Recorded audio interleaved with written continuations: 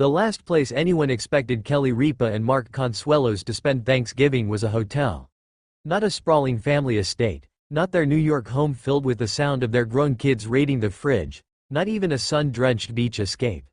A hotel, anonymous, beige-walled, pleasantly scented with industrial-strength citrus, was almost too ordinary for the famously glamorous pair to call the greatest Thanksgiving ever.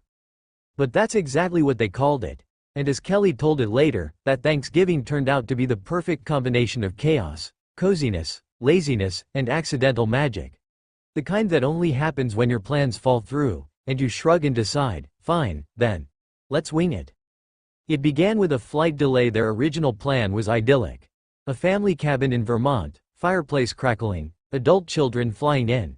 A feast prepared by a chef who came highly recommended by a friend who said things like, "Darling, trust me. Their spatchcocked turkey will change your life." But nature, airlines, and the universe had other ideas. A sudden snowstorm rolled across the Northeast, the kind that turns roadways into buttered slip-end slides and airports into fields of blinking red canceled signs. The kids' flights were grounded. The chef couldn't reach the cabin. And after 5 hours sitting in their parked SUV outside the airport waiting for updates that never came, Kelly finally turned to Mark and announced, "New plan. We're checking into the nearest hotel before one of us eats the emergency car almonds out of spite." Mark, whose patience had dissolved into a thin fog around hour 2, agreed immediately. They pulled into the Palisade Hotel, not fancy, not famous, but glowing with warm yellow lights like it had been waiting specifically for them. Room service salvation. The lobby smelled like cinnamon, pine, and hope, the kind of hope only weary travelers carry in their shoulders. The staff didn't recognize them, which Mark later said was the biggest holiday blessing of all. "I love people," he explained. "But that night, I wanted to love them from a distance, a far distance." The room was simple but perfect. A king bed like a snowdrift, a view of the city, and a TV that somehow only played holiday cooking shows. Kelly swore the room had resting cozy face. By the time they collapsed onto the bed, exhausted, starved, and mildly delirious, Kelly rolled over and asked, "Is it embarrassing to order Thanksgiving dinner from room service?" Mark didn't blink. At this point we could eat napkins dipped in gravy. They picked up the phone. The hotel menu was earnest but questionable. "Turkey, we think. Mashed potatoes or cauliflower mash, chef not sure which is which. Pie, type TBD." It arrived on a cart plated like a high school cafeteria trying its best. Aluminum containers, plastic lids fighting to stay on, turkey slices arranged in what could generously be called a pile. They burst out laughing, and then, starving, they dug in. "It was terrible," Kelly said later, eyes wide with delight. "It was amazing," Mark added. Both statements were true. The perfect holiday they didn't plan after dinner, if it could be called dinner. They changed into hotel robes so plush it felt like being hugged by a bear who supported your life choices. They opened the minibar. They discovered tiny, overpriced champagne bottles that popped cheerfully. They toasted to survival, Kelly said. To surrender, Mark added. Then Kelly found an old holiday movie they'd seen 100 times. They propped pillows, curled under the hotel comforter, and watched like teenagers hiding from parents instead of parents hiding from their own complicated holiday plans. No phones buzzing.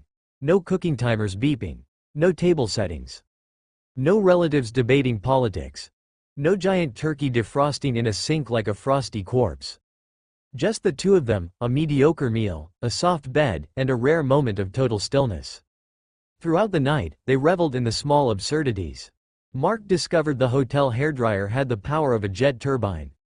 Kelly declared the shower water pressure strong enough to erase past mistakes. Mark tried to steal the pen from the nightstand and felt guilty, placing it back dramatically.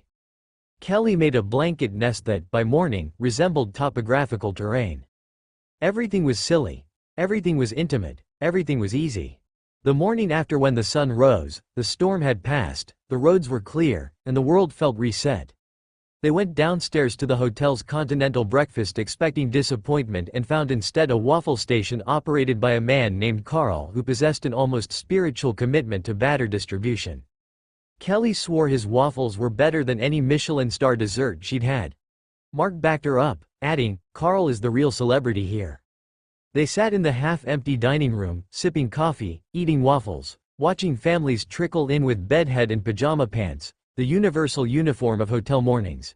And it hit them. This was the heart of Thanksgiving, not the perfect meal. Not the perfect setting. Not even the perfect plan. Just connection, gratitude, and unexpected joy in the simplest places. Later that afternoon, once the airports reopened and their kids texted to confirm their rescheduled flights, Kelly and Mark checked out. But they lingered a moment in the lobby, exchanging a look that said, "We accidentally stumbled into something good." Why it was the greatest Thanksgiving. On their show weeks later, when Kelly told the story, she described it as a holiday that happened by mistake but ended up reminding us what matters. Mark nodded vigorously. It was the first holiday we didn't try to make perfect, and because of that, somehow it was. No stress. No effort. No pressure.